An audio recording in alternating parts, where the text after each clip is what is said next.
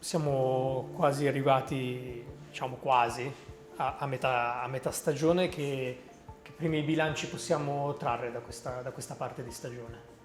È ancora presto per trarre dei bilanci sicuramente anche di metà stagione, siamo lì vicino.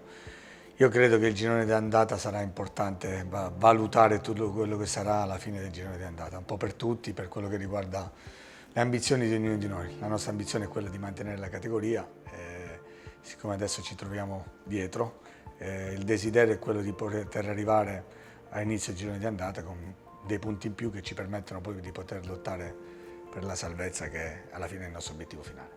Come si gestisce il morale dei giocatori in questi momenti dove spesso si ha la sensazione che si ottenga meno di quello che ci si merita? Sì, però bisogna farsi anche, io dico sempre, domandarsi il perché, farsi una sorta di mea culpa, il capire il perché siamo arrivati, magari non arrivano dei risultati anche attraverso delle ottime prestazioni, ci stiamo lavorando sopra e credo che l'aspetto, come si suol dire, più che psicologico, caratteriale, quello che non ci deve mancare è la voglia di non arrendersi anche alle difficoltà e cercare di andare a rimediare anche in quelle partite dove si pensa di dover meritare di più e magari il campo ci dice diversamente. Questo dobbiamo essere bravi a ribaltarlo non successivamente ma durante.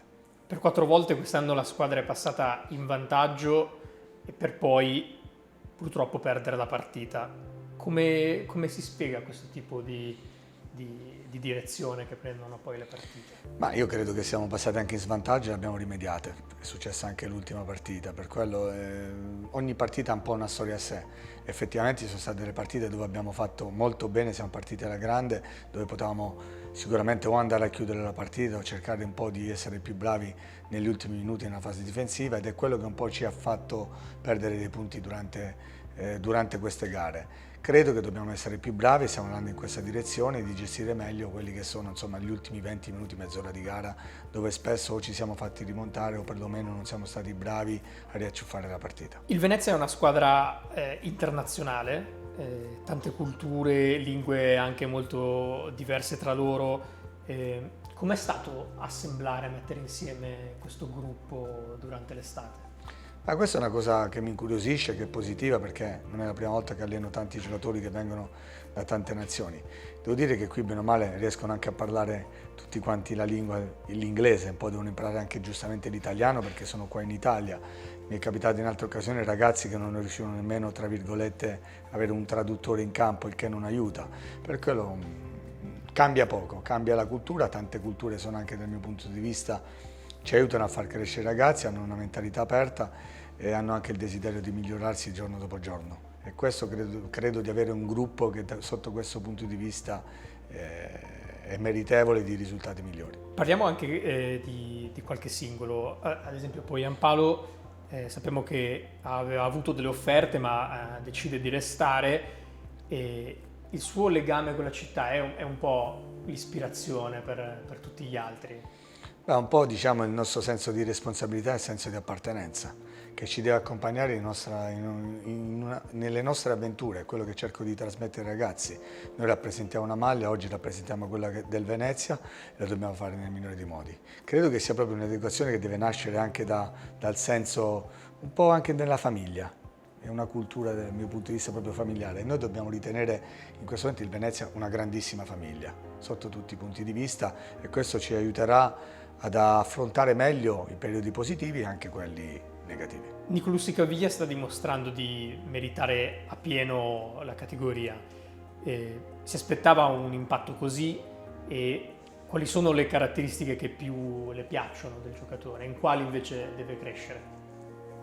No, Nico è cresciuto partita dopo partita, è arrivato qui che negli ultimi anni non aveva giocato tantissimo e gli mancava la continuità nella gara. Si allena sempre duramente, con grande serietà, a volte si deve lasciare un pochino andare perché è un po' troppo rigido, si colpevolizza magari al primo errore e non ci passa sopra e questo è un grandissimo errore, lo dico sempre ai ragazzi.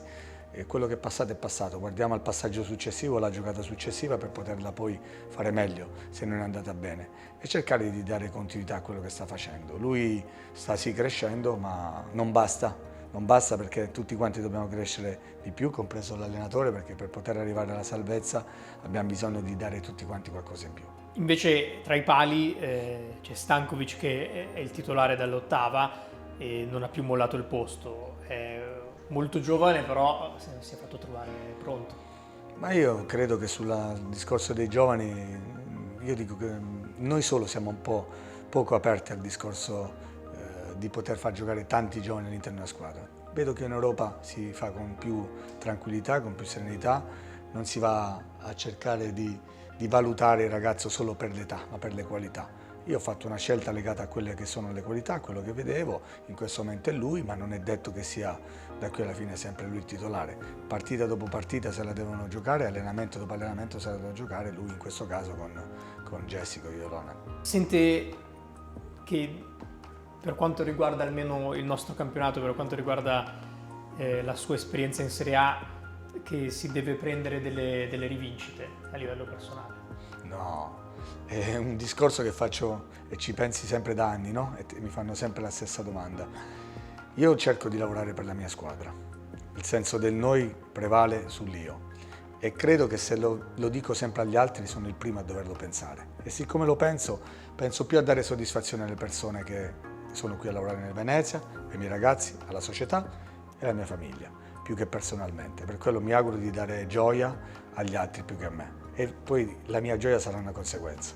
Che rapporto ha con la città e com'è magari averla vissuta un po' più da vicino rispetto magari alla visione da turista che si può avere di una città così gettonata come Venezia? Beh, la prima volta che ho vissuto Venezia sono venuto in viaggio di nozze, per quello parliamo più di 30 anni fa ed è stata una bellissima esperienza con mia moglie, è un ricordo molto bello anche il viaggio che ho fatto, che non c'era l'aria condizionata, avevamo come si chiama, un ventilatore piccolino dentro la macchina che ci ha accompagnato in questo viaggio che non dimenticherò mai, faceva un caldo atroce. Invece per quello che resta è una città magnifica, unica, di rara bellezza, affascinante, sotto tutti i punti di vista. Più la conosco, ma anche le zone limitrofe, tutti i paesini che ci sono attorno sono veramente molto belli, ma Venezia è unica, anche per arrivare allo stadio, incuriosisce tutti e devo dire che è veramente, veramente bella. Ci puoi raccontare un po' del rapporto con Duncan, dato che è un giocatore che ha avuto anche in passato in altri percorsi? Carote e bastone, da ora solo bastone, no, al di là delle battute, io credo che Alfred sia un ragazzo di una grande sensibilità, è venuto qui a Venezia dopo che ha avuto delle esperienze più importanti come blasone, o perlomeno ha lottato per qualcosa di più importante alla Fiorentina, anche come al Sassuolo, dove siamo arrivati fino all'Europa League. È un giocatore che ci deve dare una grossa mano, abbiamo bisogno di lui nella miglior condizione, deve dare continuità ancora agli allenamenti, per quello con lui mi piace un po' usare un po' la carota e un pochino il bastone perché c'è affetto, ci conosciamo bene, lui riconosce subito me quando è il momento anche magari di scherzare o di essere un pochino più seri, però è un ragazzo che ha anche nel sorriso la sua grande qualità.